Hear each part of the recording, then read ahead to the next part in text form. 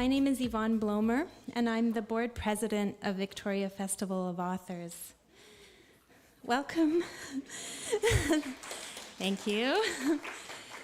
Welcome to Making Sense of the World Through Short Fiction, featuring Carleigh Baker, Debbie Bateman, and Shashi Bhat. Victoria Festival Authors and Langham Court Theatre are located on the traditional ancestral territories of the Lekwungen people, also known as the Songhees and Esquimalt nations. We acknowledge the ancestors, hereditary leaders, and matriarchs, as well as the creators from these lands, and give thanks for the privilege of living and working here. We are committed to serving as learners and listeners. Thank you to our funders and sponsors, the Canada Council for the Arts, the BC Arts Council, and the Province of British Columbia, the CRD, the City of Victoria, the Victoria Foundation, Access Copyright, Langham Court Theatre, and Monroe's Books. Thank you to Mo's Home Collection and Poppy's Floral Art for providing our background and seating. There will not be an intermission during this event. However, if you need to use the washrooms, there are 2 gender-neutral washrooms across the hall from the theater. Closed captioning is provided and can be accessed through your phone or tablet. Please ask a volunteer for the Wi-Fi password and the URL link. At the end of this event, books will be available for purchasing and signing. This panel is hosted by Catherine Mockler.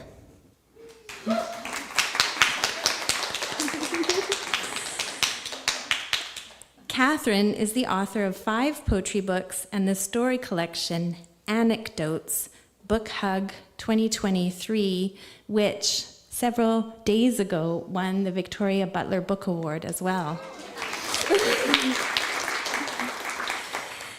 She co-edited the anthology Watch Your Head, Writers and Artists Respond to the Climate Crisis, and runs the literary newsletter Send My Love to Anyone. She also teaches in the writing department at UVic. Please welcome Catherine Mockler. Oh, hello, okay. Hi, everyone. Welcome, thank you for joining us, and welcome to everyone both in person and online. I'm absolutely thrilled to introduce these 3 short story writers whose works are devastating, profound, deeply relevant, and humorous as well. So it's a cocktail that I really like, and I feel very privileged to be able to introduce their work and chat with them. We will begin with each writer reading from their book. We've established the order. And then we'll sit down and have a chat about the short story form, inspiration, some of the themes that they cover in their books. We're going to begin with Carleigh Baker. Carleigh Baker is an author and teacher of Cree Métis and European descent. Born and raised on Stalo territory, she currently lives on the unceded territories of the Musqueam, Squamish, Tsleil-Waututh peoples. Her debut short story collection, Bad Endings, won the City of Vancouver Book Award and was a finalist for the Rogers Writers Trust Fiction Prize and the Indigenous Voices Award for Fiction. Her publisher describes Last Woman as being equal parts compassion and critique.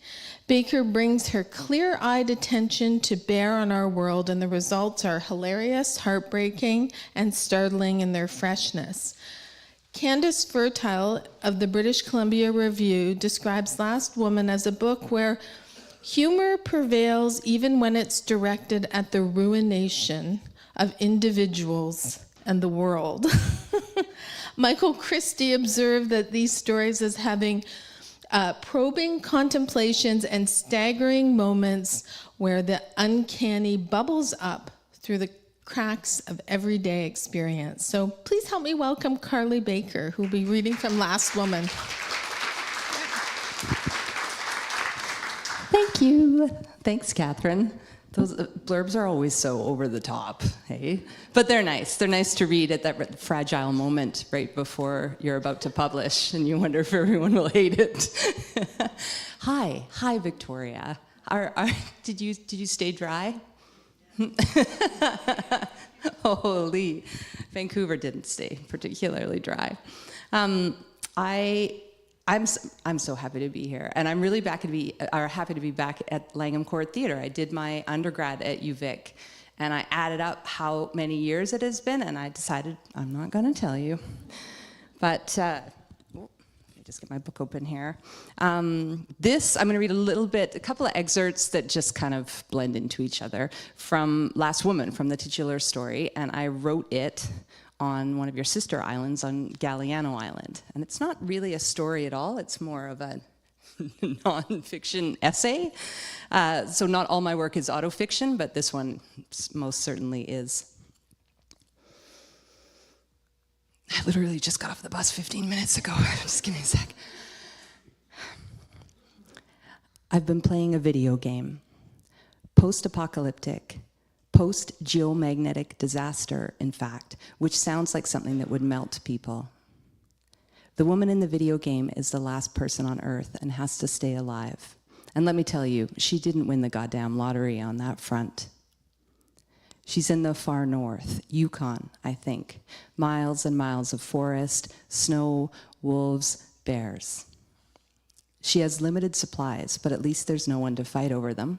Silver lining. Also, there's a deep, deep silence, which seems nice. Things are quiet now, but you won't believe how quickly the world came apart, she says. She doesn't say if anyone melted. In the mornings, I make a half bodum of tar coffee and crawl back into bed. I eat in bed. I'm not proud of this. There's a tiny table in the corner of the cabin, but I don't like eating there, and I love bed. Some days I write for a while or read. Most days I just play. I haven't played a video game in a long time, but this one seems tailor-made for me. I like solitude. Writers like solitude. Modern women without husbands or kids are supposed to be all about solitude. I'm a modern woman who runs towards adventure with open arms. I moved to Galliano Island 3 months ago to write and work weekends at the bookstore. That gives me 5 days a week alone. And by alone, I mean alone. My cabin is on an acreage surrounded by deep forest, and although the owners live on the property too, I never see them. The locals are friendly, but it's that usual island thing. I'm a foreigner. Worse, a mainlander. People are waiting to see if I'll make it through the winter, then they'll invest in me.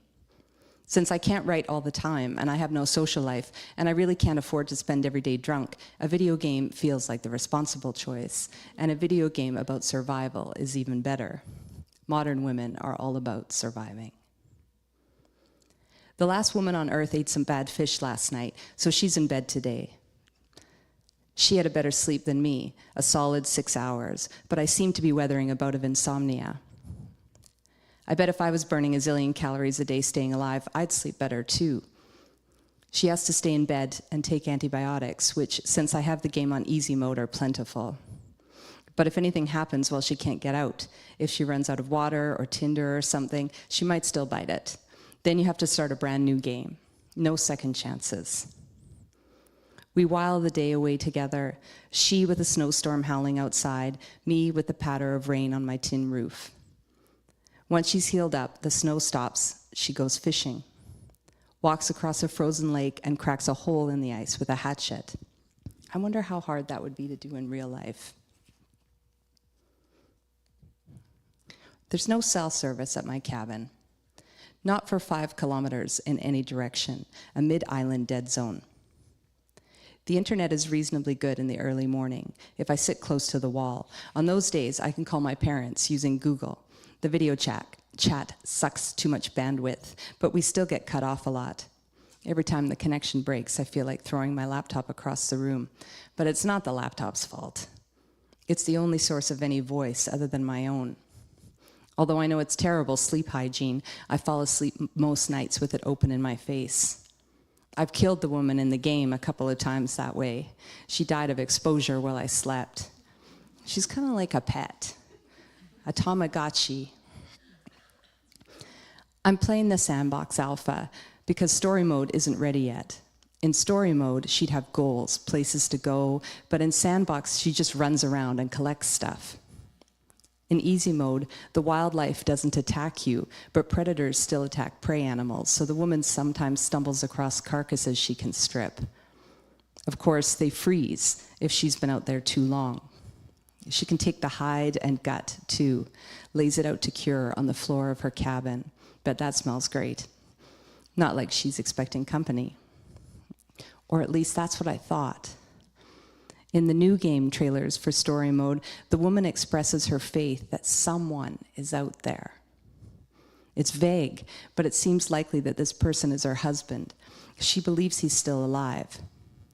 She collects wood outside a forest ranger's lookout, then climbs the stairs to the top. The view would be spectacular if she could see through the fog. She goes inside and lights a fire, boils some water to purify it, cooks a chunk of deer. I wonder if she knew how to light fires with a lighter before the geomagnetic disaster. It's harder than it looks, in real life I mean, not in the game. My cabin doesn't have a wood stove, but it does have a space heater, not a great one. Most of the time I'm in my long johns, eating in bed. Good thing I'm not expecting company either. Thank you.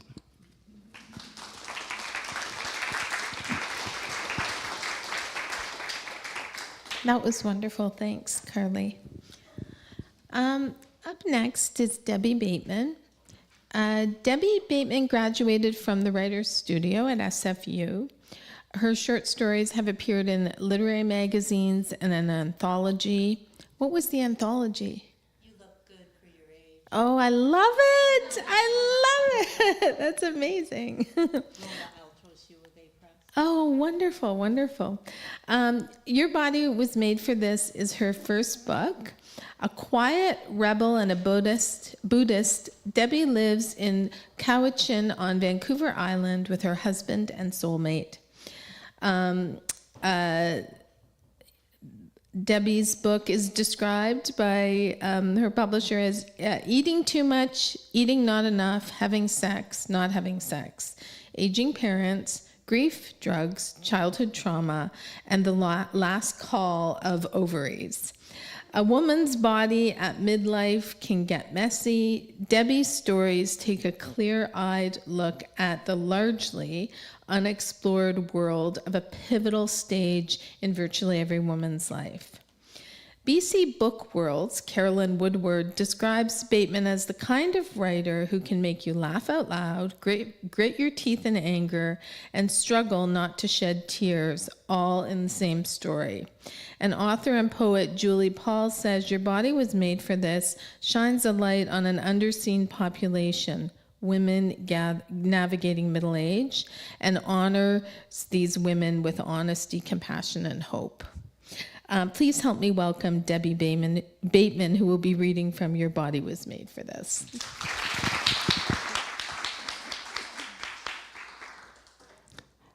I'm so grateful to be here. This is my very first festival as a participant. And as she said, this is my first book. And I'd like to begin with a brief excerpt from the title story. Your Body Was Made for This.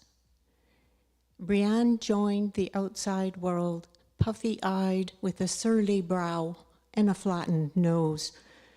Her crinkly mouth yowled, and her bluish fingers clutched the air like claws. Bowed legs dangled from her distended torso, her oversized head sunk into rounded shoulders. She was necklace. Everything was out of proportion, not the least of which her potential. She contained 2 million eggs, her lifetime quota, or so the world believed at the time. Later, the notion that females couldn't generate new eggs proved false But by then, the damage had been done. Brianne and other girls like her learned their most essential purpose was to guard an ever-dwindling stash and hope one day a smooth, pure egg hatches into a new necklace creature, yowling at the open air. "It's a girl," said the doctor.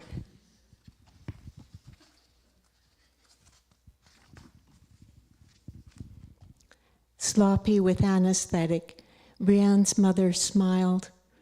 The faint red, coffee cup-sized stain on her baby girl's cheek would soon disappear.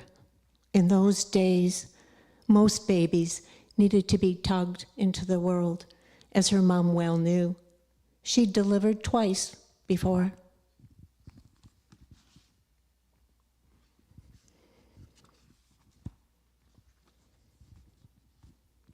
I need an extra hand. The stories in my collection are linked, and as I wrote them, I deliberately pushed back against every narrative. I was seeking to complicate and expand possibilities, so this is an excerpt from another story called Take Two. Myrna slid from her mother's womb on a sunny August day in their backyard with a robin cheering from a nearby spruce tree. She landed on warm grass in a gush of body fluids, her mother squatting above. The neighbor, who'd been watering geraniums, saw what happened and rushed over with clean towels and a pot of warm water. She dropped to the lawn next to Mama and tended to the new baby, wiping the thin band of the closed mouth, running a finger from the corner of each sealed eye to the outside of each nostril. A nurse trained in such matters, the neighbor blew on the scrunched up face and patted the soft back. And when Myrna did not breathe, she placed her mouth over the tiny mushroom-shaped nose and gently sucked. Next thing they knew, Myrna let loose her very first wah, wah, wah, her pale tongue fluttering inside the hollow of her sweet, pure mouth brought Mama to tears. 10 months earlier, during a blistering snowstorm under a homemade quilt, Myrna's parents engaged in a naked embrace. And Papa released between 20 and 100 million sperm. An exact count was not taken. But of the few hundred hoping to fuse with the egg, only one made it in.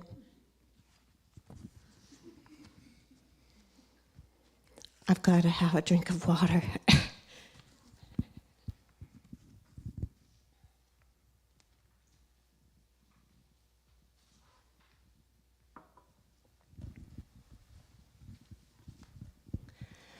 Pauline features in the first and the last story, and I'm going to finish my reading with an excerpt from Secret Workings at the beginning. I'm going to throw you into the middle of this story, but I think you're going to be fine. All you really need to know is that Pauline's husband, Oliver, has recently found out that his blood pressure is high.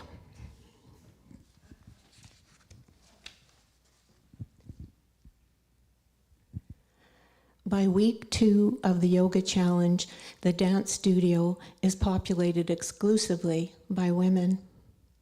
The 2 men who signed up have withdrawn. Too much estrogen in the air, perhaps. Or maybe it was the grunt of middle-aged bodies finding release. Waterfall music gurgles through the islands on the glassy sea. It makes Pauline want to pee. Come onto the floor, Yuyan insists. On hands and knees, she places herself sideways, ready to display the long arm stretch into the haunches her mustard-colored tunic billows on her underside. Bring the hands forward, tuck the toes, good. Now lift the hips and straighten the legs. with her ass in the air and her face down, Pauline's lips numb. This isn't a position anybody wants. Being turned into a dog, blinded by obedience, forced into non-being, idiot devotion, sniffing the ground. Keep the fingers flat to protect the wrists. Such weak hands, helpless fingers pressing down. And meanwhile, her delicate, not yet fully grown internal organ had been recklessly open. No more. Pauline's calves peel, and her quads plink, ever so lovely, all loose and tingly. Deep in the buttocks, a new strength exerts itself, full capacity muscle, actively engaged. Finally, for once, her hands have their say. Nope, we will not flatten. Dog no more, this body's feline. With her knees down and her back up, her fingers arch like claws. Because a cat, now that's a creature who lands on its feet. It will lash out when threatened, hiss and swish out of sight, climb to the top shelf of the closet, or sleep under the bed in a nest of its own fur. Shutting the door to her childhood home that day long ago, Pauline swore she'd never have to think of anything that happened there ever again. Certainly she never said one word to Oliver about being bent against her will. It happened in the study, the sanctum of the house. The smells are what linger most: old paper and ink pads, lemon furniture polish, and fear, coffee and cigarettes, his sweat. She takes a sick day. Why not, since she genuinely does not feel well? Look how she takes care of her husband, planning steamed fish and fresh asparagus with plain rice for supper. In the morning and early afternoon, before preparations, she spot naps around the house, sometimes on the couch, sometimes on the bed, sometimes on the floor. Curled in a fluffy ball, stretched on the side with her arms crossed languidly, flat on her belly, looking hilarious with a furry arm dangling off the edge of the couch, purring. At the dinner table, under the glow of candles, Oliver's face seems familiar. All this time, she thought she knows him. The overly exposed forehead, flat little lips, drooping cheeks, and lost eyes. She waits and observes, hoping to find what she's missed before. Long day at the computer, he says. I'm famished. He lays the crisp white napkin over his lap, picks up his gleaming knife and fork, and digs in like nobody's business. It's astonishing, really, how he doesn't notice he's being watched. How silly to think a small change in the position of his mouth, the amount of glimmer in his eyes, the tone of his voice could reveal something of how he feels, whether he wants her. Well then, hope you enjoy it, she says. She turns to her own plate. Simple flavors everyone knows are always best. The freshness of the halibut, the nuttiness of the asparagus, how much this will help Oliver. The least he might do is say thank you. A cat's needs are simple. Eat some, sleep some, play. A feline presence in the home doesn't ask for endless devotion, only a few pats on the head and the freedom to saunter around, swatting at things.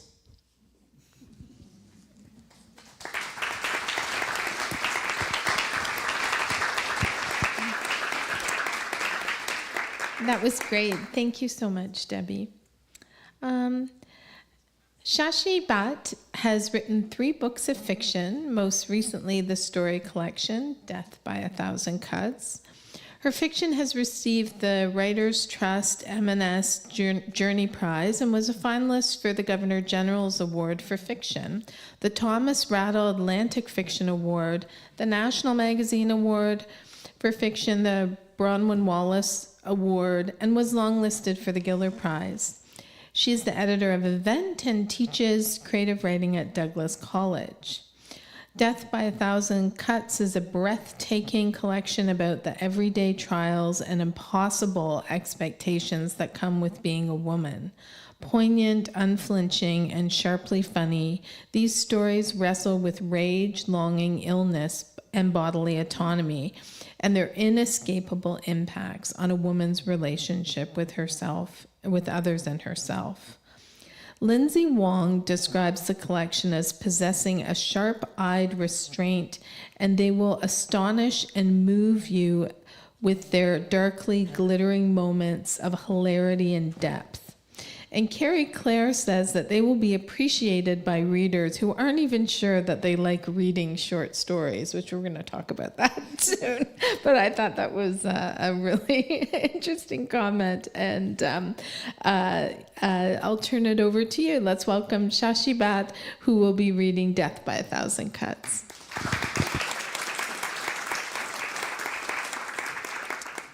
Thanks so much for having me. Thanks for being here. Thank you for that introduction. It's really an honor to share space with these writers.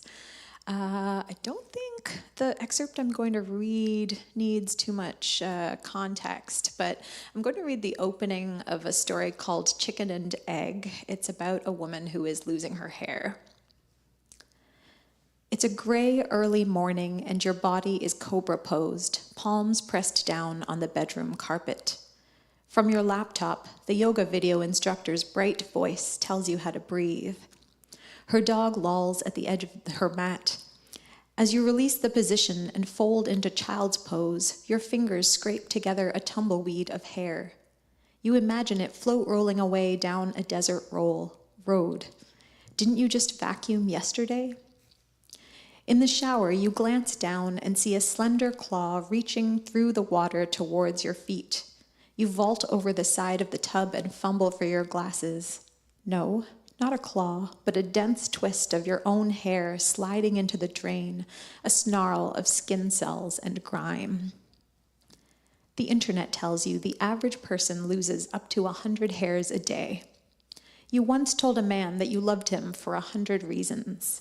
You were sitting together on his sofa, your hand in his ruddy beard, when he asked what it was you loved about him. He protested that 100 wasn't very many, but to you, it felt like hyperbole. You began listing the reasons when, luckily, the doorbell rang, so you didn't have to think of more than 35. To you, 100 still seems like a lot. 101 Dalmatians, for example, is an unusually high number of Dalmatians. And there are now more than 100 strands of hair on your bedroom carpet, and more coiled in the drain, and more nesting in your hairbrush like strange dark birds. It's probably nothing serious, the doctor says, twirling a pen in his hand. Your original doctor retired last year, and this one replaced him. You wonder where that doctor is now. You picture him on a sailboat halfway to Tahiti. That's good to hear, you tell this new doctor, while gripping a notebook filled with questions. It's been a few weeks, and are you sure you're losing more than usual? Definitely. Well, I'm hesitant to prescribe anything at this point, given that it's still early. You look down at your page of scribbled questions, trying to decide which one to ask next. That makes sense, but I wanted to... Why don't you try a daily multivitamin and practice some stress relief, and then make another appointment if you don't see an improvement in, say, 6 weeks. He swivels his chair towards his computer, types a note into your file. That's everything then? He asks, already standing and opening the door. You have worn your hair the same way for most of your life. When you were 16, you began styling it long and straight and parted in the middle, modeled after an old photo of Cher. You grew it down your back, and your social studies teacher told you that before straighteners, women would lay their heads sideways on their ironing boards while their girlfriends pressed their hair with a clothes iron set to low. You spent your childhood in the suburbs where everyone else's hair was mouse brown. Yours was a saturated black, glossy and lush, as though you'd been raised in the Mediterranean on a diet of olives and wild fish. Maybe thinking that had been vanity, but you clung to that feeling of a good kind of difference. Even as you aged into adulthood, even when your hair grew too long, you hesitated to cut it.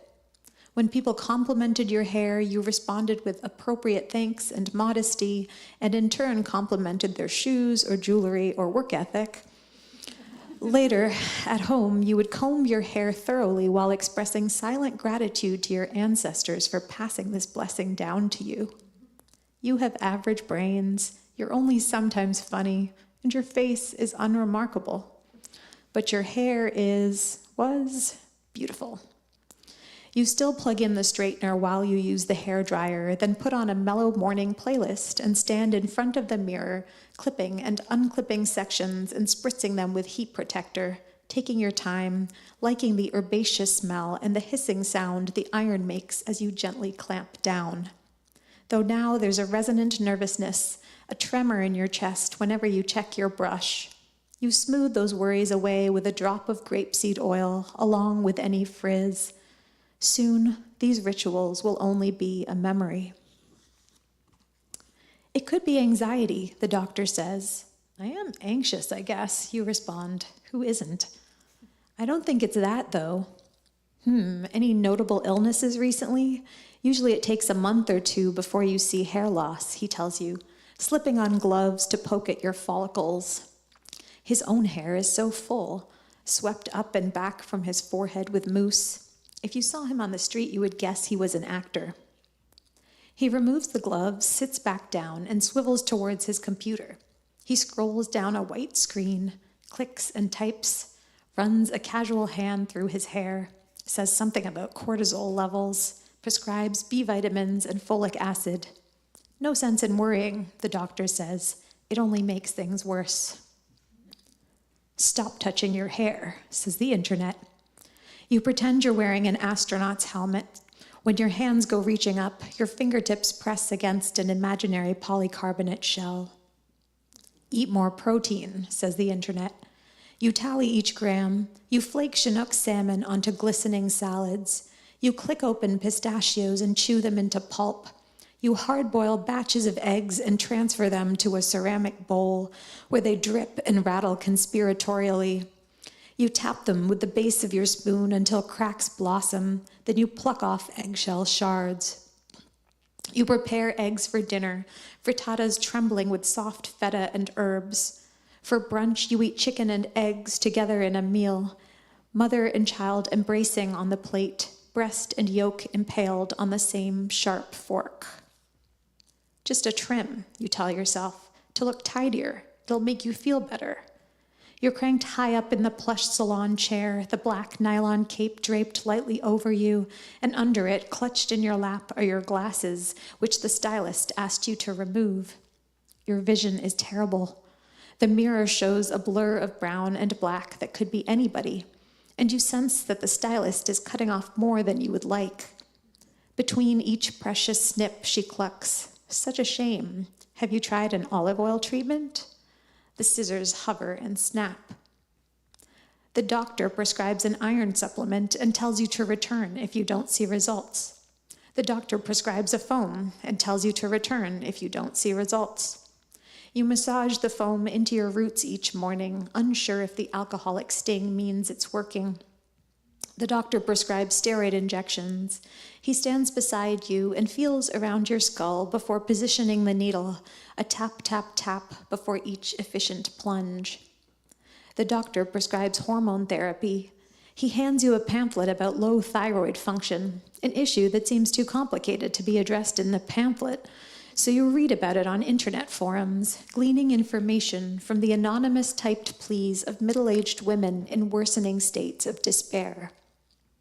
It's not working, you say to the doctor when you return after seeing no results. I did some research online and thought the next step might be a scalp biopsy, or we could, whoa, whoa, whoa, says the doctor, swiveling his chair towards you for emphasis. I'm the doctor. He prescribes an immunosuppressant and tells you to return if you don't see results. Your hair is shorter than ever before, shoulder length. You skip the salon and cut it yourself using a comb and a pair of $7 haircutting scissors. Then it's just above the shoulder, the raw, just cut ends swishing against your neck. You have this persistent idea, from where you don't know, that after 40, a woman shouldn't have long hair. The older you get, the shorter your hair ought to be, the less space you should insist on taking up. You are not yet 40, but shorter hair appears fuller. Perhaps this is the reason some older women have those short, round perms. You think of golden girls. What a sublime phrase. Golden girls. One that seems to imply youth, but doesn't. Your hair on the floor, in your hands. A soft curl between your fingers like an injured crow. You have literally cut off parts of yourself. The pieces are somehow shinier now that they're not attached. There is less of you now.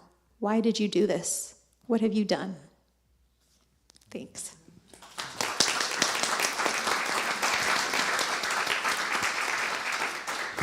Wow, thank you so much. I loved how in each of those readings you brought in the serious subject matter of your stories, but also really showcased the humor that is really in all of these connections and the personalities of the characters. Thank you so much.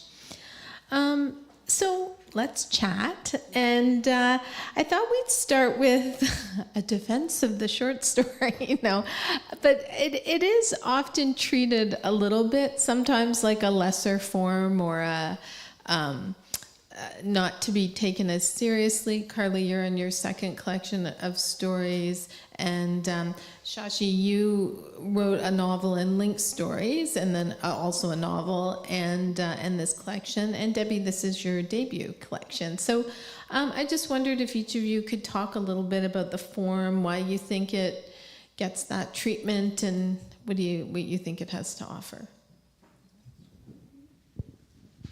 Who would like to go first? I'll go. Okay. Yeah.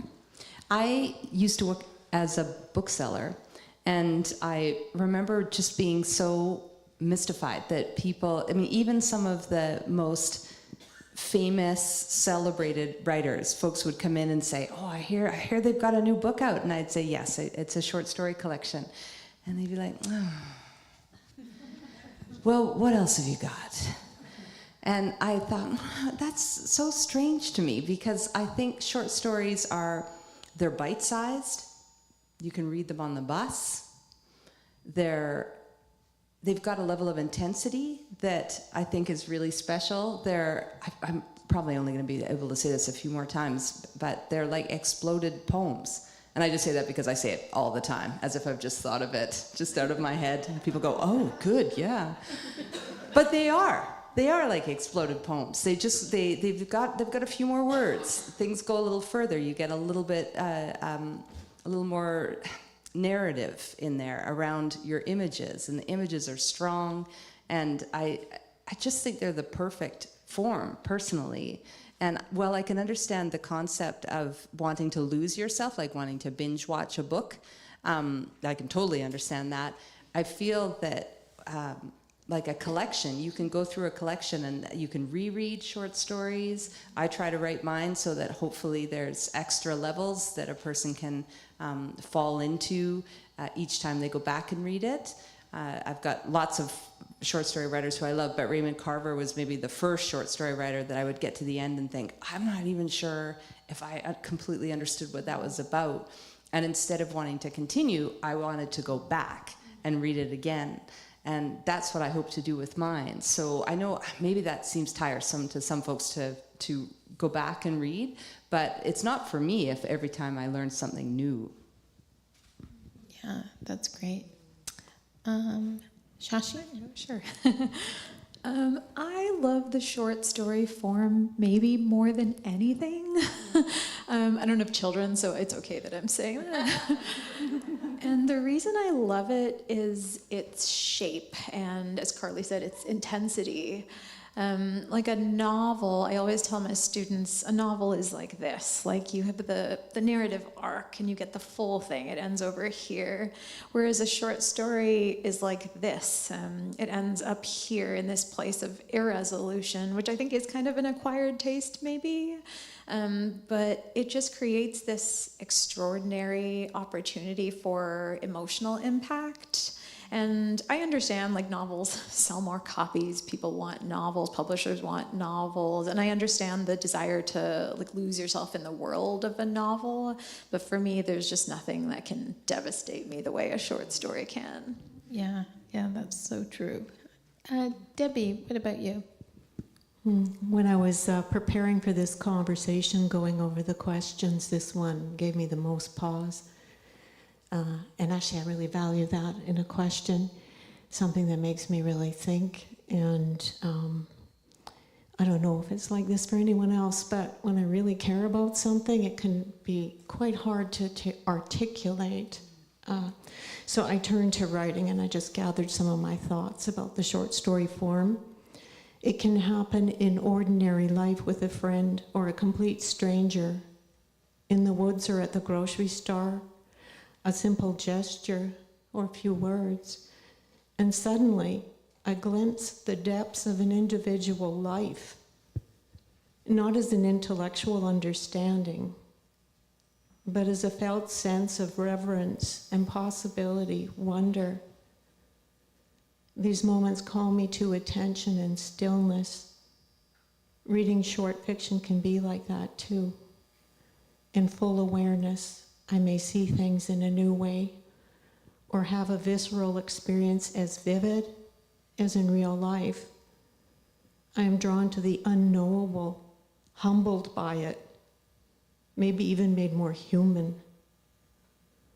This happens with longer pieces of writing too, but with short fiction, the experience is heightened because it is so fleeting. And I so loved hearing your thoughts regarding rereading. The older I get, the more I do it. And if I enjoy a book, I'd flip it back and I read it again because the second reading is so much richer. And I had the very same reaction to Raymond Carver and also to your title story. I got to the end and I thought, whoa, what just happened here, right? And that is one of the delights of short fiction. And actually, I really love to read 3 collections at the same time, one story from each. It's just such a very rich experience. But don't get me wrong, I love novels too. And when I started writing this collection, I only picked short stories because it wouldn't take as long as the novel I slogged away at for 12 years because I just kept wanting to try a different strategy. And I thought, okay, this might be a little better given that I'm aging and I don't have forever. But the more I worked with short fiction and the more I read short fiction, the deeper I fell in love with it. That's amazing, thanks. I would like it to be a world where when someone publishes a debut novel, that all interview questions are, yes, but when are you going to write your short story collection? That's the world I want to be in. We'll start it. So tell me a little bit, this is just a personal curiosity question, but it's sort of fun. The first short story you ever wrote that you remember or feel like talking about, and whatever happened to it, and tell it. Do you have a story about your first story? I'd love to go first if that's okay with the ladies. Absolutely. It's a long and winding story of torture. And I'm very happy to say that actually my first short story that I ever wrote is the middle story in my collection called Intimacy. I think of it as the Chewy Center. When I first drafted it, it came out with 3 legs and 1 eye. It was not really a short story, and in fact I peeled it apart into two, and I worked really hard at that story. I really wanted to understand the craft, and from the very beginning I could intensely feel the character. I wanted to write about losing desire, losing interest in sex,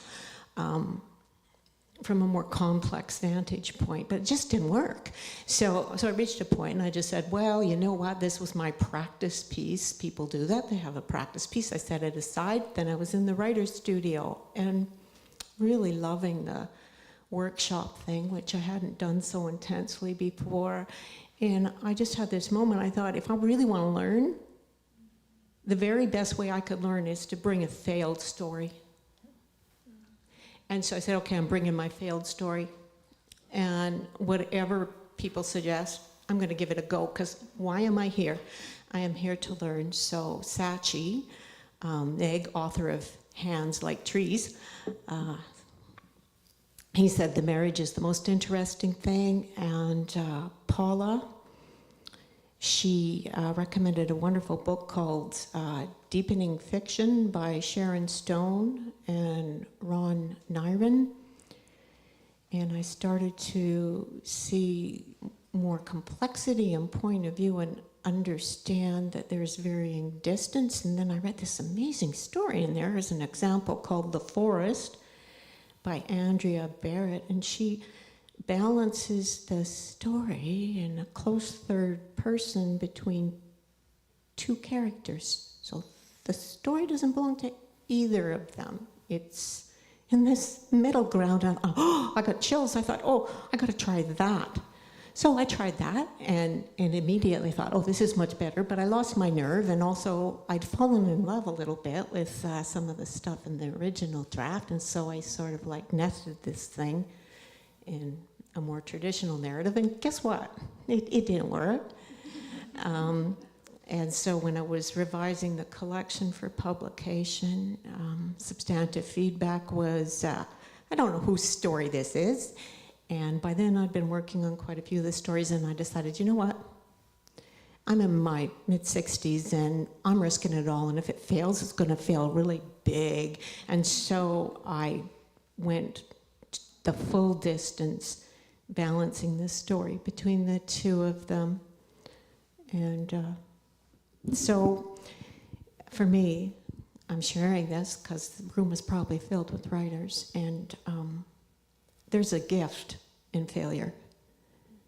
There's a powerful gift in trying again, starting over. And I actually think that giving up, that really opens the imagination. That's great. Thank you so much. Wonderful.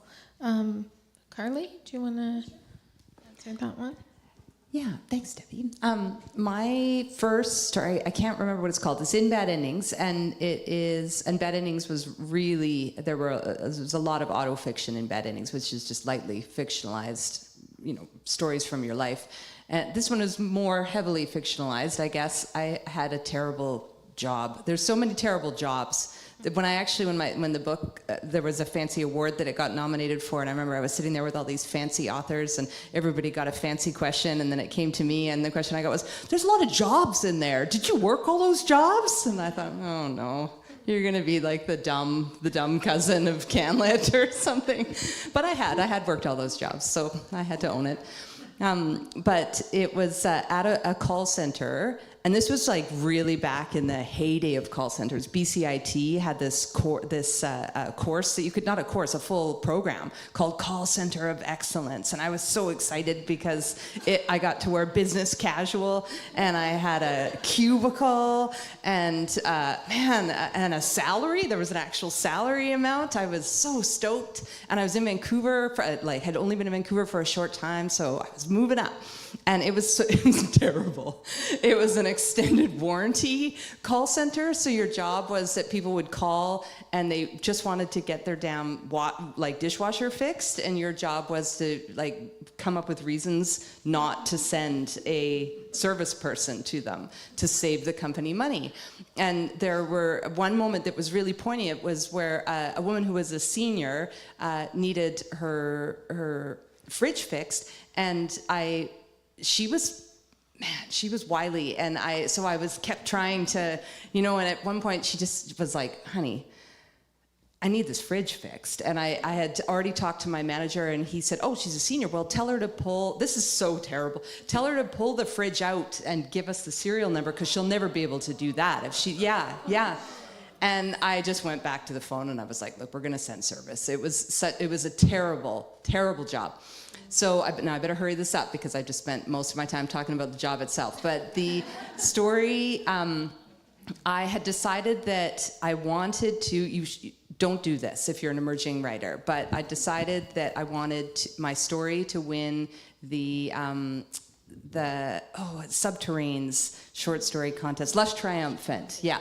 So I read a whole bunch of former winners and decided that I was gonna take this job and take the structure of because they had similarities, and write about a call center, but it was more of it was a crisis line.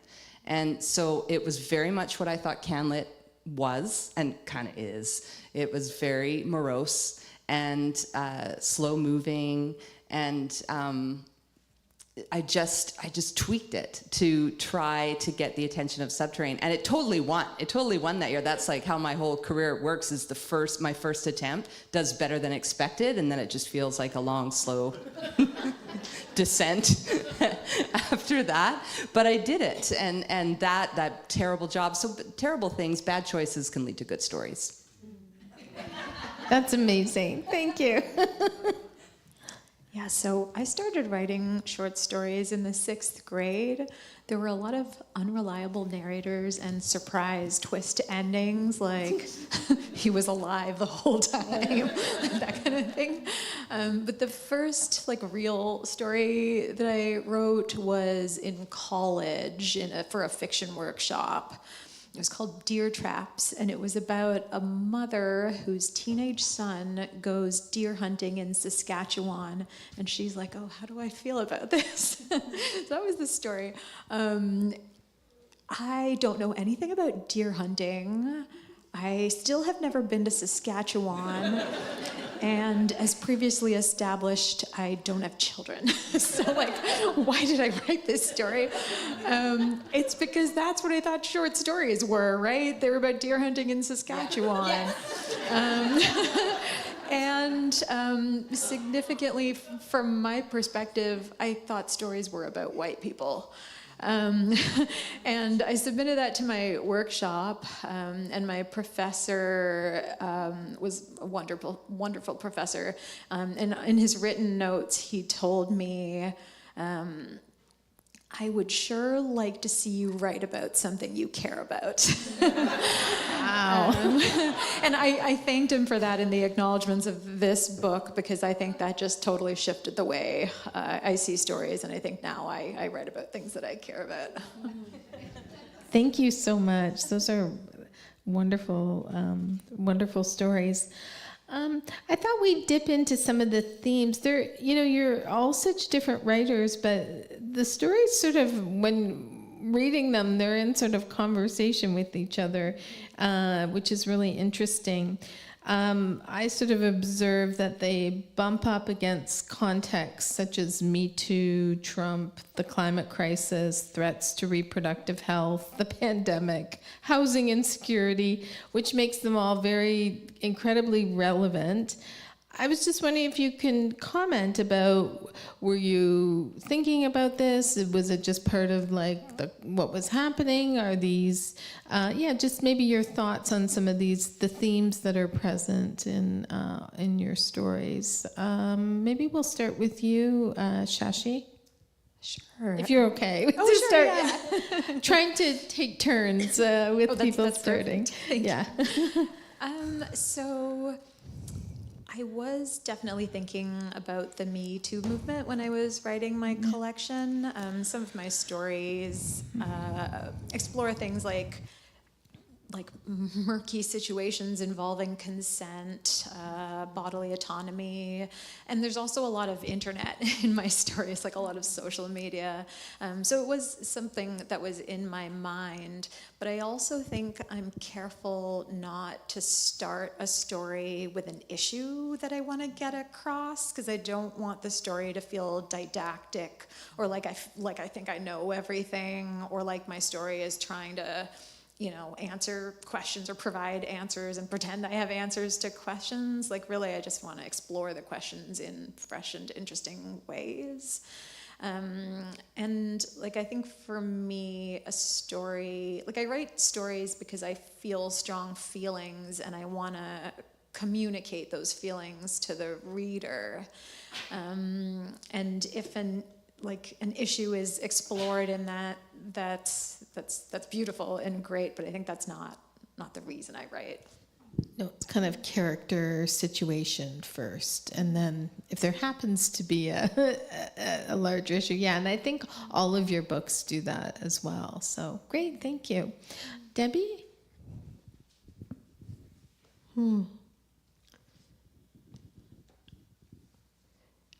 Yeah, wow. I think that I responded mostly to a long seething rage against the massive negative messages women receive as they go through perimenopause. Bad news, your body's broken. By the way, you're emotionally unstable, so forget about trusting your feelings, and you've got menopause brain now. So that means you can't remember anything. And it really upset me. So I deliberately set out imagining different stories. And unlike Shashi, I do deliberately pursue areas of interest. I start by reading as much as I can lay my hands on. Sometimes it's only takes a couple months, but sometimes 3 years. The last story is about Alzheimer's, and I read about it for 3 years before a character showed up.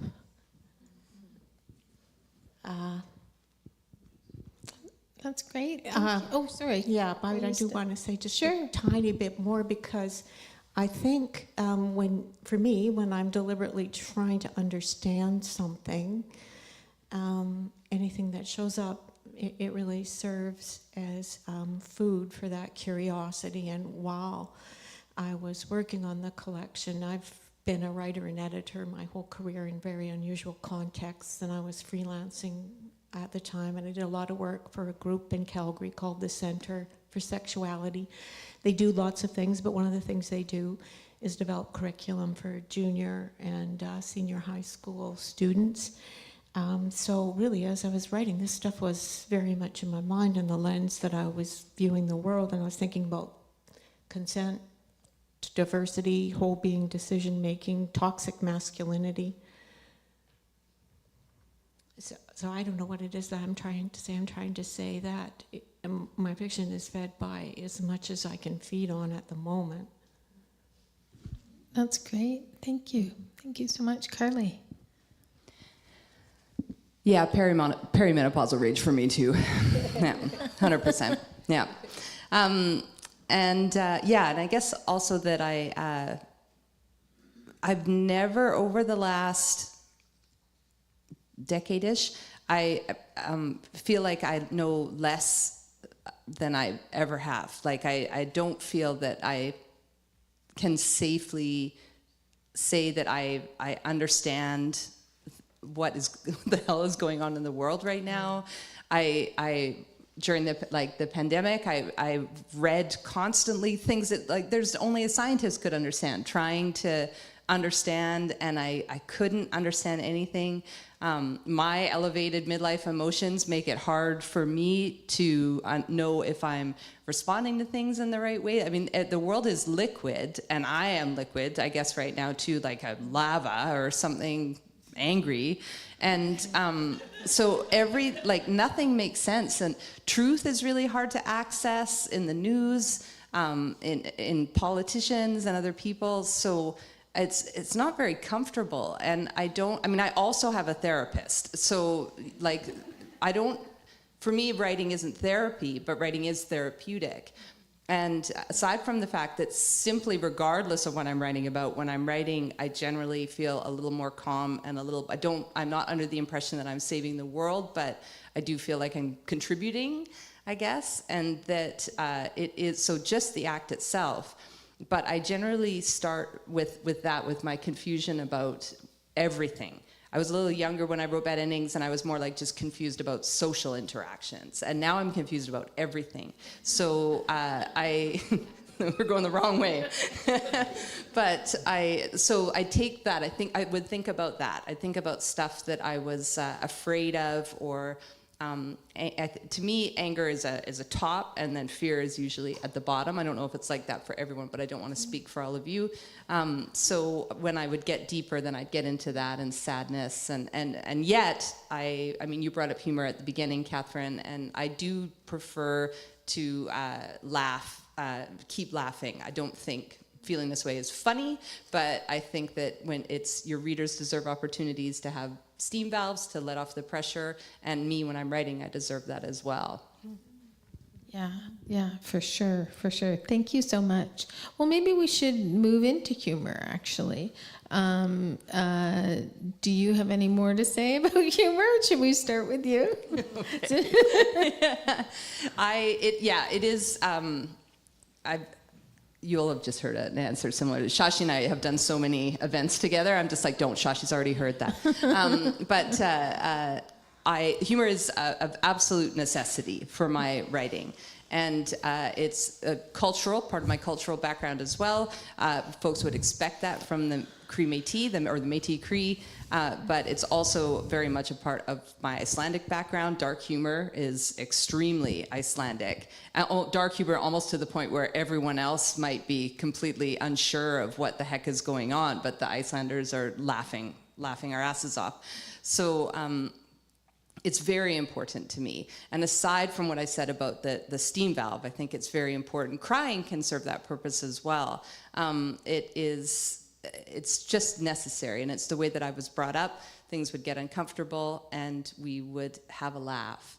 And the last thing I'll just quickly say is that sometimes when we talk about humor, I like to share this because it was a beautiful moment in a workshop years ago. So for any emergent writers, I don't know, we can always learn new stuff. That I was in a workshop, and someone pointed out, Ben Stevenson actually pointed out that he said, you almost always finish a difficult moment with a joke. And I said, I always do. And I said, yeah, well, that's great if you something hard and you finish off with a laugh. And he suggested, well, I feel like sometimes you should let those sit. Just let that uncomfortable moment sit. And because I'm such a pleaser in real life, I had thought, well, nobody wants, what a bummer, right? To be left feeling bad about something. So I share that because it was useful for me, and it might be there's always a few writers in the audience, at least at a writer's festival, that don't be afraid, I guess, this is Ben's wisdom, not mine, don't be afraid to just let that discomfort sit sometimes. It doesn't always have to be yucking it up. That's good for just life advice, too, Great. Debbie, do you wanna weigh in on humor in your work? I mean, it's such a potent and unruly thing, humor. I'm totally obsessed with it at the moment, looking for it in life and in everything that I read. I need to narrow down my response. I appreciated in Indian cooking how you mentioned that after the mother in this story had been injured, her sense of humor changed, and it felt to the daughter as if she was being asked to walk the plank. And I sense that an important outcome of humor sometimes is truth. And we laugh because we're afraid. and we should be. And I also noticed in your story, Patron Saint of the Hesitant, what a brilliant title. And you said some of the saddest people I know use laughter to hide how they're really feeling. And so this humor that sometimes makes us uncomfortable can also comfort us. It's a mystery. And people say my book is funny, and that really surprised the hell out of me. I have to be like really honest with you. It's funny, as in the way that I sometimes am, because I'm deeply earnest and not aware of how funny that can be. Totally been there. Yeah. You start laughing, you're like, totally intended. Yeah. But I think there's like, you read that line about how the robins were chirping during one of the characters being born. And just, I think it's the observation. Like it's just your way of looking at the world, and the phrasing that you're choosing is, it sort of, for me as a reader, made me smile. Like, it wasn't a joke, but it was like, oh yeah, I love that. Like, just, this like birth is happening and the robins are cheering it on. I don't know, there's just something really neat about that. Thank you.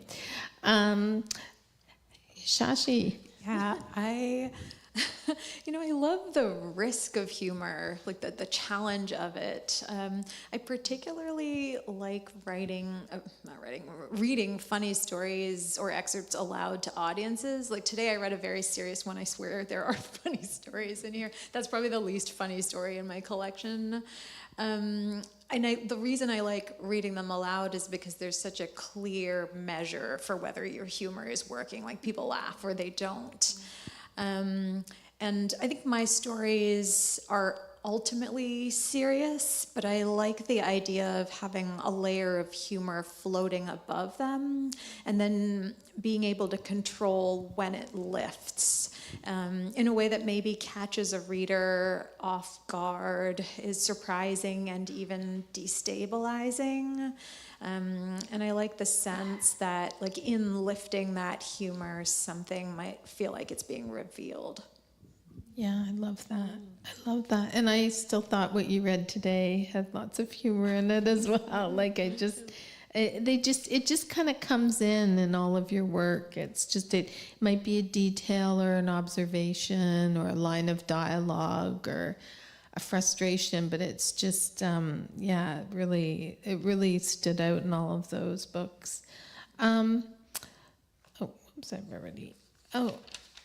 Oh yeah, I wanted the body question. We can't leave without the body question. So, of course, Debbie, your book is called Your Body Was Made for This, but I think in all of these books, the body is really prevalent, and I started like listing all the all the stories. Like Debbie, yours are a lot are about like the physical body and the kind of midlife body, and yours are a lot about the body and disfigurement and consent, and then also Carleigh, with yours, I was thinking like the universe can be a body, and the portage is a body, and so I was just wondering if you could talk about it. I just thought it was really neat that there's dead bodies as well in yours. Like, it just never ends. The body is like really potent in these collections. Who would like to jump in? Do you notice they're sort of everywhere right now in literature. Like they're. This is a body, my body is this. They're everywhere right now. Yeah. And I tried to think about it, but and come up with a brilliant, like, why?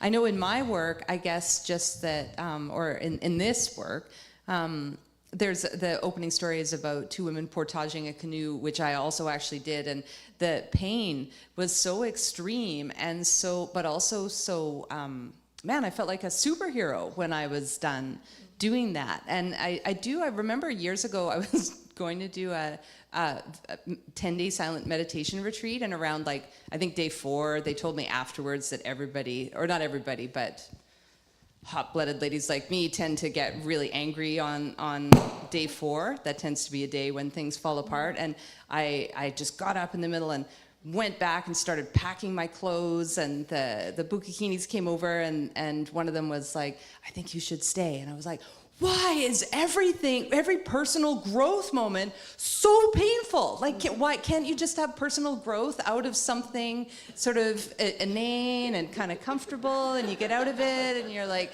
oh, I feel like I've grown for that. Like, it seemed so wrong to me. And sure, sitting quietly for several hours a day, that would be the most painful thing I've ever done. And I still try to write a story about it, and maybe I never will. But so I guess it really, in that way, it was just personal experience. And I thought, as a result of this pain, I feel more brave, and I feel more strong. But then overall, I think that is, like, it's a question. I'd like to get 50 writers together to talk about that, or more, because there's something about right now and being the last little while and bodies. So I'll stop talking, because maybe you folks have something to say about it. Shashi, did you wanna? Sure, yeah. I think the body is such, like, rich and tension-filled subject matter. So I've lived with chronic illness for most of my life, so it's something that's constantly on my mind. And while I was writing this collection, I was thinking about, like, how the body betrays you, how the body has no loyalty, how the body doesn't fight for you the way you fight for it. And then, because my collection is focused on women, I was thinking about how our bodies can make us targets, how our identities are so tied up in our bodies as women, which is why I have a couple of those stories where a woman's appearance changes and her perception of herself changes, the way other people treat her changes. I think it's like just a limitless topic. Yeah, it'd be a good prompt too, for the writer's prompt. Debbie, what about you? I'm just enjoying what the other writers have said. And I deliberately wanted to focus intensely in every story on the body. I was inspired because I was working at a college in Calgary, and I exercised every day at lunch, and we had a staff locker room. It didn't have change stalls, if you can imagine that. But I noticed that women, whatever their age, whatever their fitness, every woman had such a fraught relationship with her physical self, and I really wanted to dwell on that. So I think when I started, I thought that the body was the subject, but the more I wrote, the more I understood that the body, for me anyway, in writing fiction, is the source. I see it as useful as dialogue and action, and I actually found in the final revisions that if I came to a really wrought moment,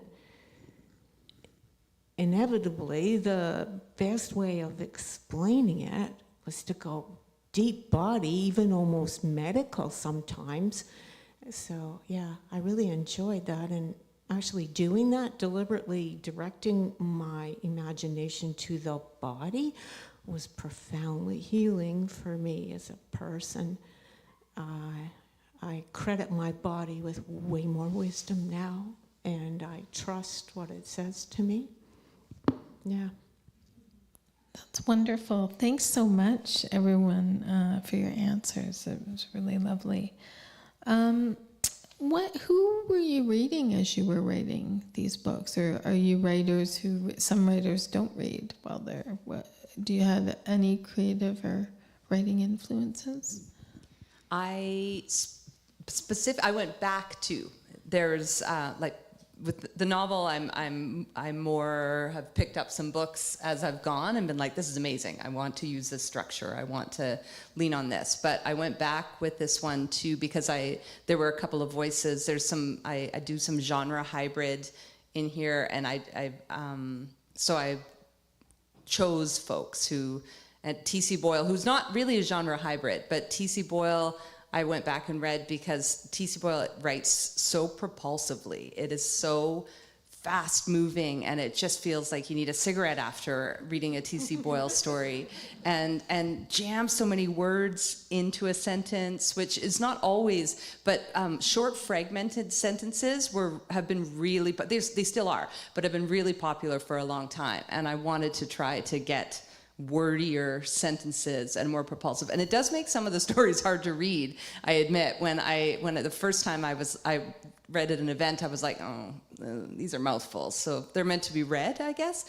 Eden Robinson, I read a lot of Eden Robinson's short stories because I could never write that graphic, in a good way.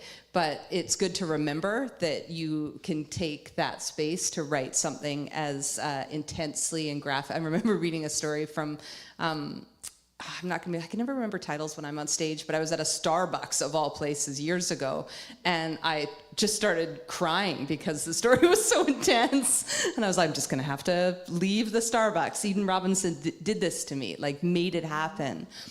Through the work. And the other was, the guy who wrote The Hitchhiker's Guide to the Galaxy. I always embarrass myself on stage like this. Douglas Adams. Such a niche. Thank you, Shashi. I read a lot of Douglas Adams because, and I've got some stories in there, Billionaires, that were like, I leaned on absurdism quite heavily, and I love British humor. I really love British humor. And I thought that Douglas Adams would just be absolutely skewering modern life and classism and racism and as much as Douglas Adams could, but just absolutely skewering, and people were just laughing the whole time, and thinking, how clever, So there was like a subversiveness there to good old Douglas, like friendly looking Douglas Adams, and so that I leaned in heavily to that as well. Great, thank you. Who wants to go next? I can go. I read a lot of short stories in general, just because that's what I'm drawn to. But the ones that I tend to return to, and that I feel like I have maybe hopefully absorbed some of them. There are three that always come to mind for me, and I think Carleigh has heard my answer to this one. But yeah, one is Tobias Wolff's Bullet in the Brain, which I'm sure everyone knows that story. But just the ending of it, and often I'm drawn to reread stories because of their endings. The ending of that one, at one point I memorized it, I would just recite it to myself over and over in hopes of absorbing some of its magic. The ending of Amy Hempel's In the Cemetery Where Al Jolson is Buried is another one that I keep going back to. The story is so oblique and unexpected and full of illusions. And I had to stop teaching that story because I would read it aloud to students and I would always cry. Like a fool teacher. And then the other one, Jhumpa Lahiri's The Third and Final Continent. And the ending to that one is just astounding. But I feel like that was the first story I really read that talked about people like my own family. Yeah, that's great. Debbie, how about you?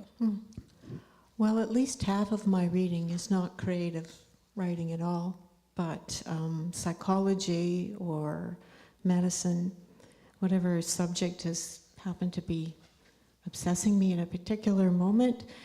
I'm so new at all of this, and I haven't developed a reading habit to support my writing, but I think I found it by accident.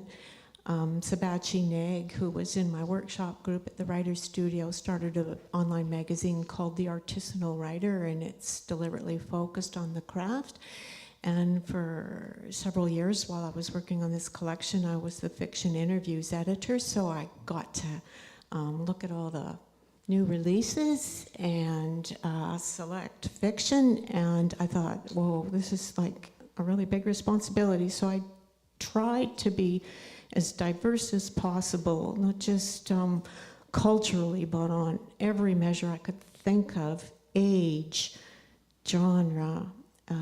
So anyway, as a result of this role and needing to read deliberately and closely for craft, it was wonderful. I discovered all the possibilities. It was breathtaking. All the different ways that people are creating fiction. So I guess, like I said, I haven't had a strategy, but maybe if I'm going to have one, I think I'm going to read outside of my comfort zone. I'm going to read as much variety as I possibly can, but then like I sit here and I'm in heartache because I have a long list of books that I desperately want to read, and I have this habit I've confessed to of reading things 2 or 3 times.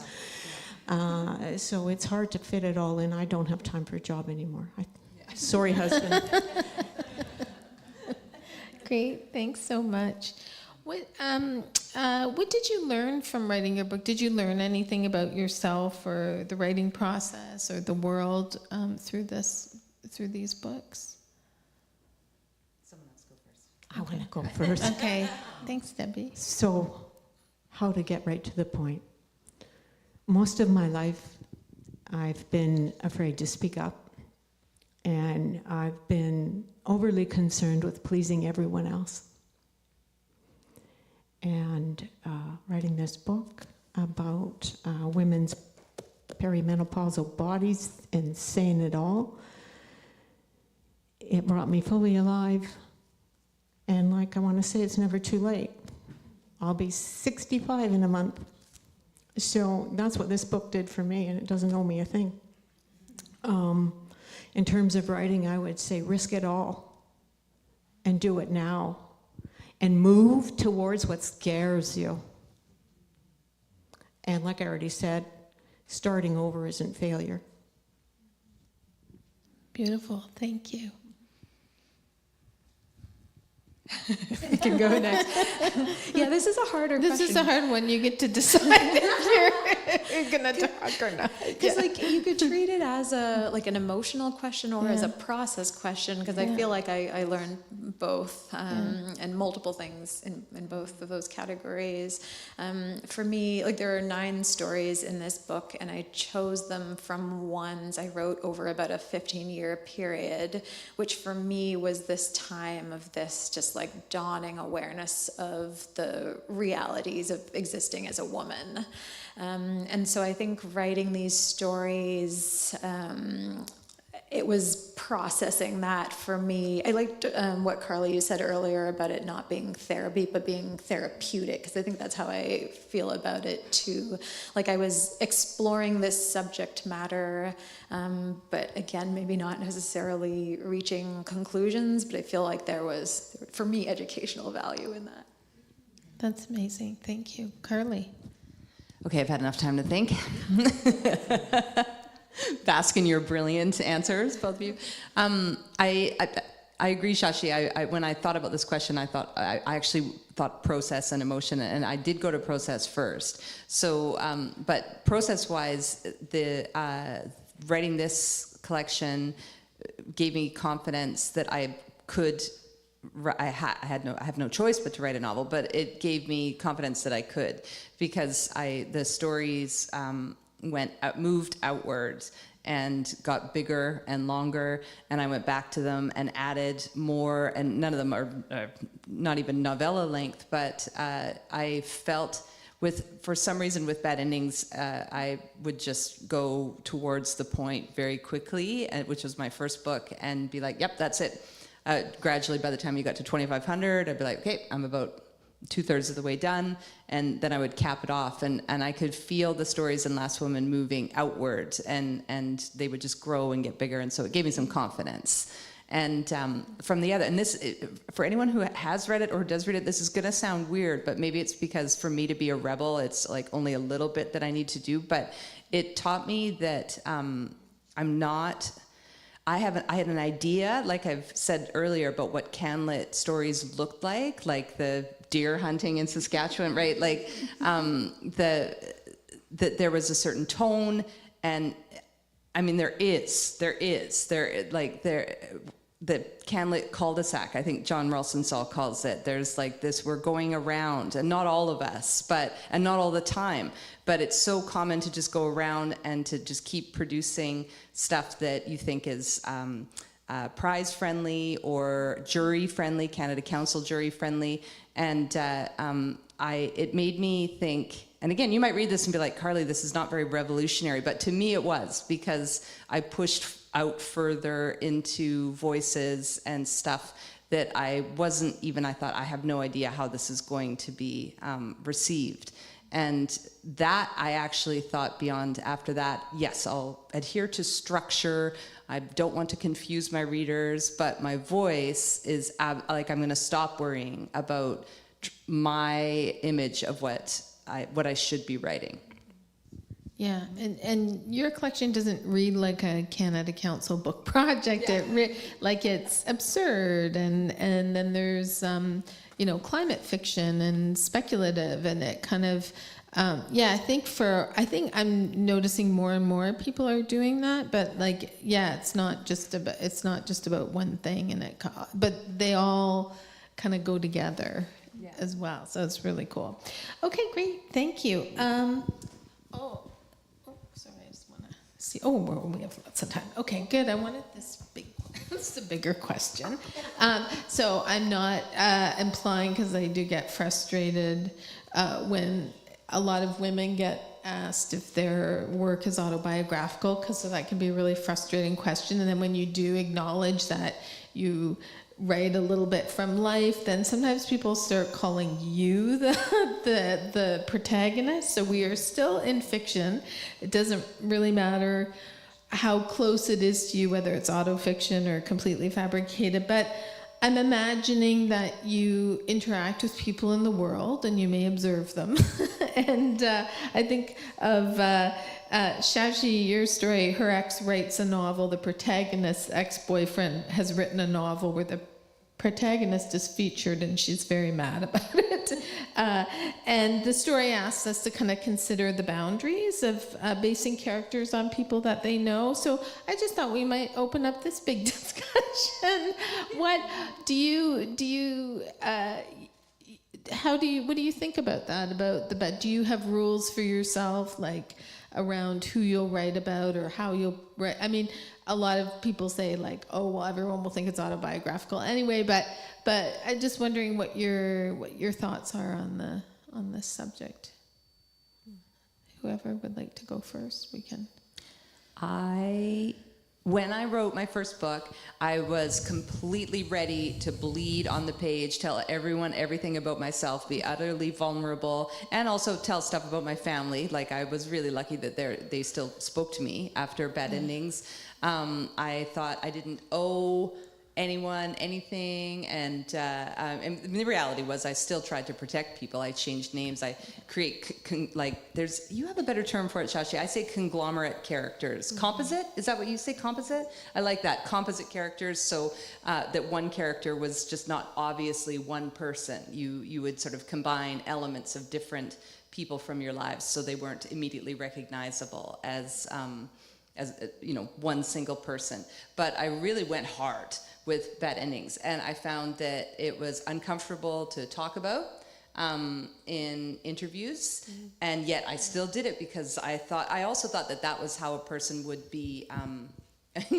With Indigenous folks, we are like really encouraged to just sort of like talk about our trauma all the time, and the books that are heavy trauma get a lot of recognition, and I am looking for, this is a different question for a different time, but I am looking for a world where, folks who want to tell stories about their trauma deserve space, and also folks who want to tell stories about other things deserve space as well. But sorry, pardon me, that wasn't your question. That I went hard into the personal, and I decided with my next book that I didn't want to. I wanted more of a comfortable sort of, and even when I'm moderating, I will generally ask folks about craft first, and then allow them to bring as however much of themselves they want to bring to the question. For things about writing about mental health and things like that you might not, or on any given night, you might be tired, you might be feeling emotions just below the surface, and you don't want to talk about that all the time. And it's extractive to expect a writer to constantly share personal information.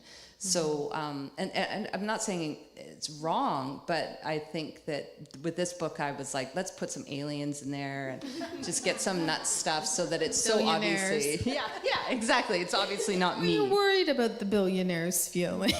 Did you have any boundaries around how you would Poor write billionaires. Who think of the billionaires? Yeah. That's great. Anyone else? I'm still trying to fully understand where my boundaries are with that. In my collection, there's a story about marathoning, and I grabbed all kinds of stuff from my own experience because I was obsessed with marathoning for quite a long time. It was really important in my life. And other stories where I've created what was that word you just used? Composite characters. But what I discovered, at least for me, is the characters I feel most intimate with, I completely made up. But the experience, it was weird. It was a bit like making a friend. So I'd spend time with them, watch them, see what they do, hope they'll eventually trust me. But I was slow doing it that way, and I wanted that world that you mentioned. I really feel very strongly that writers need to be encouraged to write about whatever is most pressing in their imagination, and that nobody should be pressured in any direction. I want to hear all the voices. Yeah. That's great. Thank you. Shashi? Yeah, so I often take inspiration from personal experience, but I am drawn to the freedom of fiction. Like, I want to write the better story, the one that best gets across the idea, not the one that's necessarily most true to what happened in life. I think what I'm aiming for is emotional truth. And when I write about, people I know, I tend to do the composite or the Frankenstein character, as I like to think of them. Or I ask permission. Like, my first book was loosely based on my family, and I showed excerpts to my parents and got their permission before I published anything. However, I have realized that no matter how much fictionalizing I do, people assume my stories are autobiographical. I think it's partly because I write often about South Asian women as characters, so people make that connection. Sometimes I write in first person. So like with the story that Catherine, you just referenced, I was like, why don't I play with these assumptions that people are making? So that story, I think about it as like metafiction about the ethics of autofiction.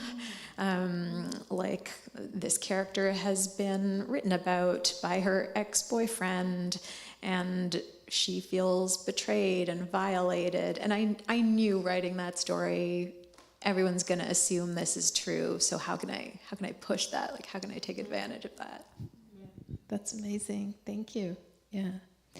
What was right? Let me see. Oh, we still have some time. Glad I had lots of questions. Oh, I like this one. What was the most pleasurable thing about writing your book, and the most challenging, if there was something challenging? I'm hoping it was pleasurable. I'm hoping that assumption, some of it is pleasurable. Yeah. Yeah, when I was marathoning, I learned something surprising about myself, that the sweetest moment wasn't the finish line at all, but at the start, when I would form a resolve that whatever happened, I was going to give it everything that I have. And when I crossed the finish line, nothing left. And I am, as you've probably noticed, a beginner and naive and don't always understand what I'm doing. And when I was offered a contract by Ronsdale Press, our time was not even a year. And by the time we found editors and stuff to work with, I had about 5 months to revise. And I'm a really slow writer. And of course, yeah, I forgot the part that I don't want to admit. I thought that my story just needed a really good copy edit, you know, just a nice copy edit, and away we go. I workshopped it so many times, and then I got my substantive feedback, and oh no, there's so much that I want to do. There's so much that I want to do, and shoot, all that work, and I didn't get there, and so. The sweetest thing, the best thing, the most pleasurable thing was that day when I just said, you know what, Debbie, you have tried so hard for this opportunity for so many years. You're going to just give it everything. And yeah, that was absolutely delicious. There's something about that. And then you asked about the hardest. Well, that's letting go. Yeah. Nice. Thank you so much. Who would like to go next? I can go. So for me, the most pleasurable part of writing is always when I'm kind of in the zone, like in the flow state. I think sometimes I'm like typing on my laptop and it feels as if I'm playing the piano. I did take 12 years of piano lessons, so that's probably like a body memory thing. But sometimes the writing just comes, and I love that. That's like why I write, maybe. And that feeling of like when you're so in the world of the story that you're like walking around buying groceries or whatever, and everything you see in the world could potentially become a part of the story, like just living life through that lens. Yeah, I love that. The most challenging part for me is not the writing itself, but balancing writing with everything else in life. Like I am a creative writing professor. I teach the equivalent of a 4-4 load, so like 8 courses a year. I'm also the editor-in-chief of a literary magazine, and I, other things in my life. And so to find time for writing and then revising and then everything that comes along with writing, I think for me that's the hard part. Yeah. How do you find time? Tell us all. Yes. Yeah, I mean, I guess the good thing about teaching is you get the summer, right? So you just cramp yeah. in the summer. Yeah. Great. Carleigh? Yeah, both of I can answer both of those questions with the idea that this book came after a long fallow period, and I'm not sure. I don't know exactly what happened. I mean, I'm not trying to say my pandemic experience was worse than anyone else's, but I joke about this. I won't say as all night I've been talking about making jokes, but I took to my bed. And that's a bit funny. If you find that a bit funny, go ahead and laugh. But I took to my bed, and I didn't leave bed for months, and I was so afraid. But I don't think I think it was that. But that was the trigger, maybe. Like because I am an anxious person. I often, when I'm anxious, I zoom ahead, and I'll just be like, okay, I was a runner too for a long time, so I'd be like, I need to get up and I need to run 15 kilometers. What the hell is wrong with you? And just push. And this, for the first time in my life, I went the opposite way. I just whoom, everything shut down. And because I was so unused to that, and also because, frankly, I wasn't having a bad time. Like I said in the book, I love bed. So I was watching YouTube videos and eating snacks and felt kind of like, okay, this is great. But then you try to roll yourself out of that, and holy wow, thinking is hard and doing anything is hard. My novel wasn't going anywhere. So when I started working on this book, it was so good to feel smart again. And I felt like I had something to offer again. And I really went down into a hole of I mean, jokingly say, you'll never write another word in this town again. But that's how I felt. And Brian Kaufman, who is a publisher at Anvil Press, got in touch and said, hey, can we commission you to write a story? And I said no, because I was like, no, I got nothing. And my novel had just stalled big time. And I thought about more, and I was like, well, why don't you write a story? Like, you've got some starters. I started a couple, Patron Saint of the Hesitant. I actually did work on during the pandemic, and I was like, no one's going to want to read it. Too soon, too soon. No one's going to, like during the lockdown period, I mean. So it was so good to feel capable and smart, and it happened almost immediately. I wanted to contribute in conversations again. I wanted to, it's like I came back, and whoa, what a relief. And then the challenge was from that as well, because when it was done, holy cow, was I ever fragile about how it was going to be received, because I put my soul into that book. I worked so hard, balls out, just like, oh. And then I finished, and I was like, uh-oh, what if it doesn't, what if people don't like it?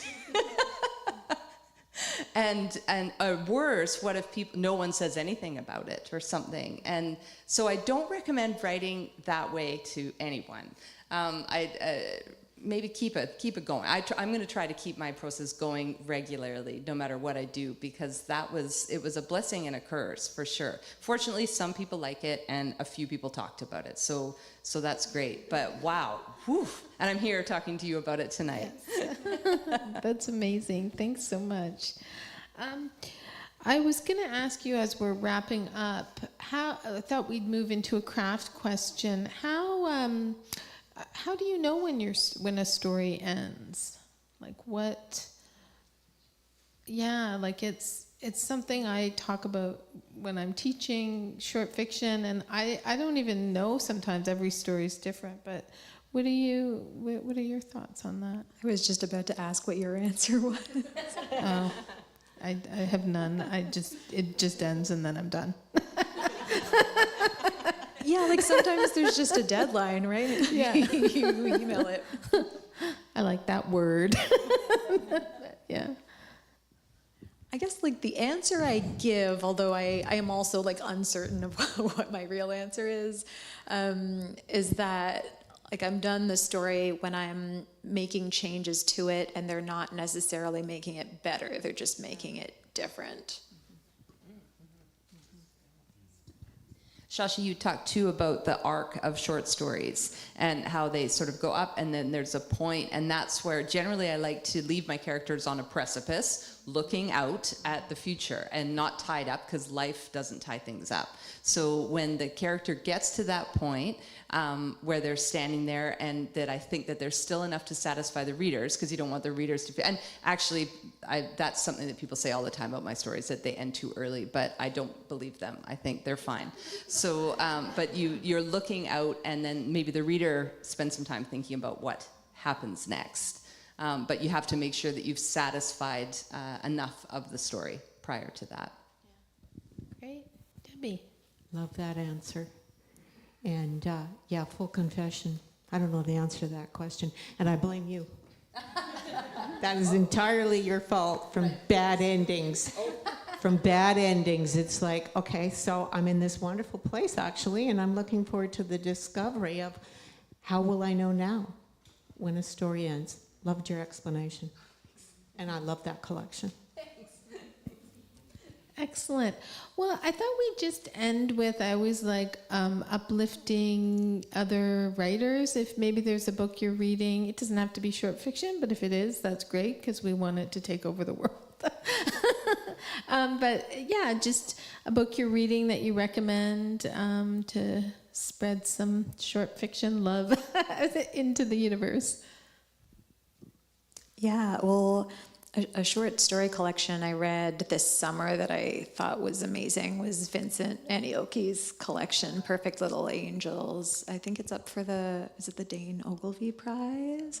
Yeah, but it's really great. Carleigh or Debbie, whoever wants to go. I'm going to break the rules. Okay. I just think the most exciting thing that I've read in a long time is Mercy Jean by J.D. Derbyshire. It's autofiction, and it completely defies any notion of form. Some of the pieces feel very much like poetic prose, some traditional narrative, some you could have found in a biology textbook. And it blew my socks off, and it just left me thinking of all the possibilities. Sorry, could you repeat that? I wanted to. Mercy Jean, J.D. Derbyshire. She lives in Vancouver, I believe. Oh, yes. I actually have that book. Yeah, interesting. Carleigh. So everybody needs to go out and read. This isn't a short story collection, but I'll get to it right away afterwards. I Who Have Never Known Men by Jacqueline Hartman. It's translated from French, I think. It is a really life-changing book. And I'm not even going to say why. You can just figure it out.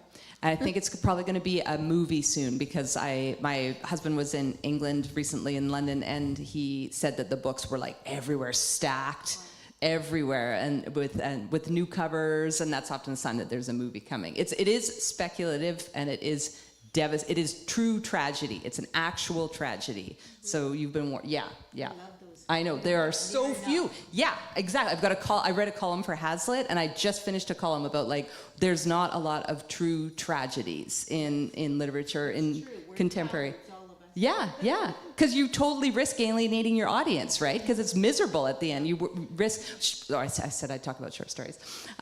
We'll talk about those later. Yeah. Yes. Yeah, it's so good. It is so good. It's a smoking hot book. But I just finished Amanda Peters' Waiting for the Long Night Moon, and I wanted to mention it for a couple reasons. One, because it's amazing, and it really balances what I was saying earlier. I feel like when I come up here and sit on stage and say, I think this is really important that, there's all this trauma writing, that it makes it seem like I'm saying that I'm against that I'm not, that I'm speaking as the voice of authority. But it's the range of voices that I want. And I think in Waiting for the Long Night Moon, Amanda Peters, it's a collection in a range of voices. And there's contemporary, it goes back to history, but I also wanted to mention it as well. Amanda Peters is Mi'kmaq, and we shared a stage a while back, and she's also hilarious. We're going to start a podcast. Just wait for it. But I wanted to mention it too, because I've been talking to people, and there's some confusion about Amanda. The Berry Pickers was Amanda Peters' first book, and people don't know for some reason about Waiting for the Long Night Moon. They don't realize that it's out, and they keep confusing the two. So I wanted to say, there's a new Amanda Peters, and it's great, and go run out and get it if you're a big Amanda Peters fan. Even if you're not. Wonderful. Well, thank you all so much. This has been such an amazing conversation. I believe there are books for sale, and the authors are willing to sign them. Is that correct? And you can, further chat with them at that time. Thanks so much, everyone, for joining us in person and online. Thank you.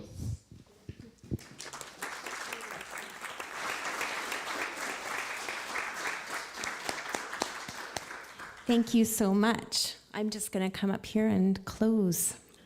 Thank you so much for attending this event, and thank you especially to moderator and authors, Carleigh Baker. Please give her a hand.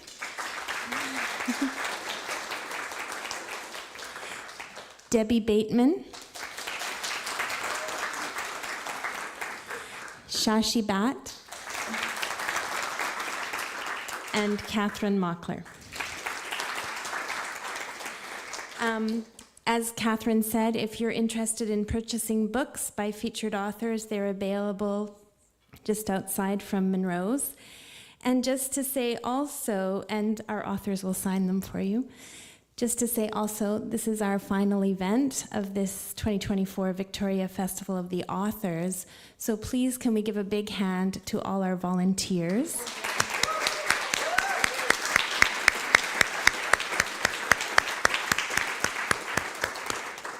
And a special thanks to Laura Trunke, who I'd like to actually come up here. Oh, yeah.